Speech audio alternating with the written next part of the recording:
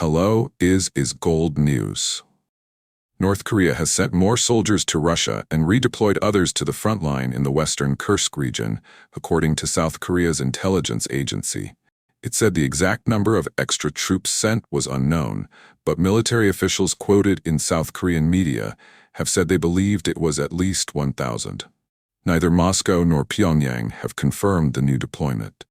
North Korea is thought to have suffered heavy losses in the 4 months since its troops were first deployed to help Russia in its war with Ukraine. In January, Western officials told the BBC they believed at least 1,000 of the 11,000 troops sent from North Korea had been killed in the past 3 months. North Korea and Russia did not comment. The South Korean intelligence agency also said on Thursday that North Korean troops already in Russia had been redeployed to the front line in Kursk at the start of February, after about a month of lull. Ukrainian special forces fighting in Kursk told the BBC in January that they had not seen any North Korean troops for weeks. Ukrainian President Volodymyr Zelensky later confirmed they had returned to the front line. Earlier reports attributed to South Korean intelligence suggested that the North Korean soldiers were unprepared for modern warfare and were especially vulnerable to Ukrainian drones. However, defectors and other military experts have told the BBC these troops should not be underestimated. Russian President Vladimir Putin launched a full-scale invasion of Ukraine in February 2022. The fighting has led to heavy losses on both sides. Last August, Ukraine made a lightning thrust into the Russian Kursk region, taking border guards by surprise. Russia has been trying to drive them out ever since. While Ukraine's gains have since been steadily pushed back, partly due to the arrival of the North Koreans in Russia in October, it still retains hundreds of square kilometers of Russian territory and is inflicting huge losses on its enemy. Russia's military has not publicly revealed its battlefield casualties since September 2022, when it said 5,137 soldiers had been killed. Zelensky has put Ukraine's military casualties at 45,100, but a number of military experts in both Ukraine and the West believe the losses are much higher. Reports began emerging that North Korean soldiers had been deployed in October, following the deepening of bilateral ties between Putin and North Korean leader Kim Jong-un. This included the signing a security and defense treaty. Fighting has raged in Ukraine since Russia launched a full-scale invasion 3 years ago. Russian forces have slowly expanded the amount of territory they control over the past year, mostly in the east of Ukraine, but Ukrainian forces have made those advances as slow and difficult as possible and have staged a counter-offensive into Russian territory. What Hanel remembers most about his time in the North Korean military is the gnawing, continuous hunger. He lost 10 kilograms in his first month of service due to a diet of cracked corn and moldy cabbage. 3 months into training, he says almost his entire battalion was severely malnourished and needed to be sent to a recovery center to gain weight. When they were later deployed as frontline guards to the border with South Korea, rice replaced corn. But by the time it reached their bowls, much had been siphoned off by rear units, and the remainder had been cut with sand. Hanyul says his unit was among the best fed, a tactic to stop them defecting to South Korea. But it failed to prevent Hanyul.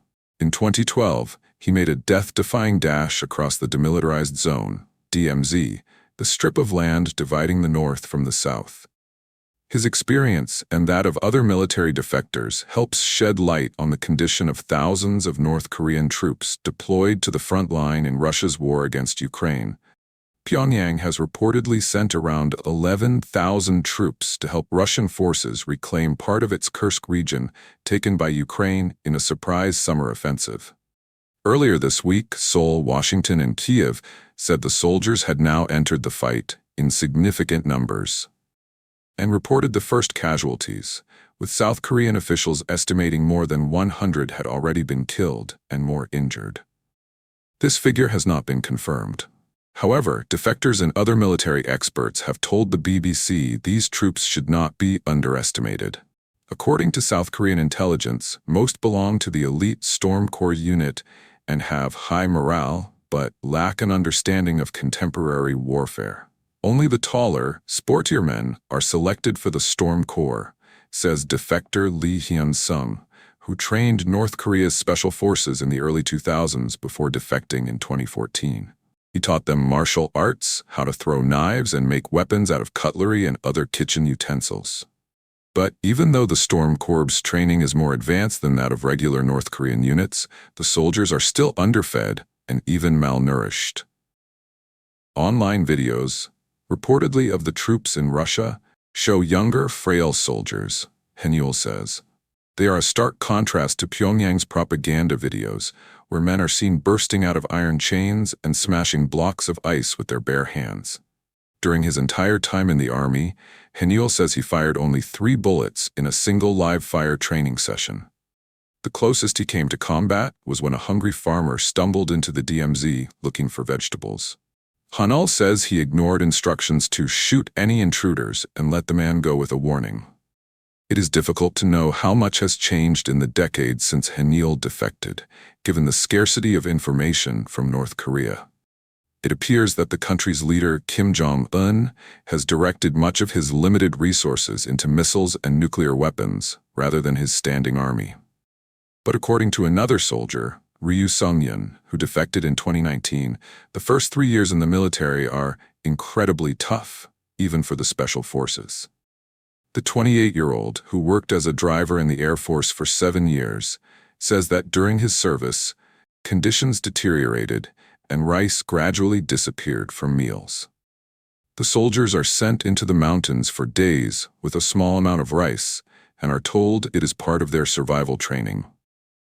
Given these troops have been trained to fight in the mountainous Korean peninsula, the defectors question how well they will adapt to fighting on the flatlands and in the trenches of Kursk. Crucially, the Storm Corps are not a frontline unit. Their mission is to infiltrate enemy lines and create chaos deep within enemy territory, Ryu says.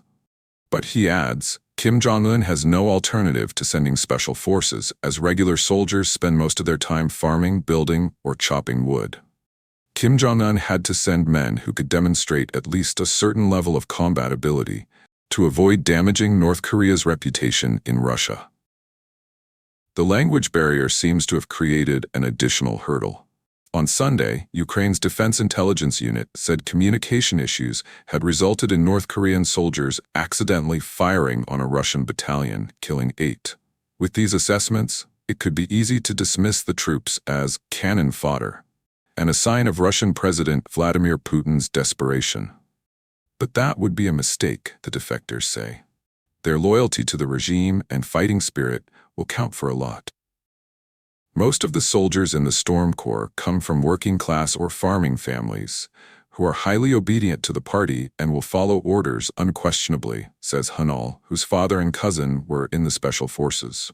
Intense ideological brainwashing sessions, held every morning, will further ensure they are mentally ready, Lee adds. He believes the North Korean troops will become accustomed to the battlefield, learn how to fight the enemy, and find ways to survive. The loyalty of the soldiers and their families could blunt Ukrainian and South Korean hopes that many will simply defect once they enter the fight. Kiev and Seoul have discussed conducting psychological operations along the front line to encourage the men to surrender, but it seems they do not have access to mobile phones. According to Ukrainian intelligence, even Russian soldiers' phones are seized before they encounter North Korean troops. So possible infiltration strategies include broadcasting messages through loudspeakers or using drones to drop leaflets.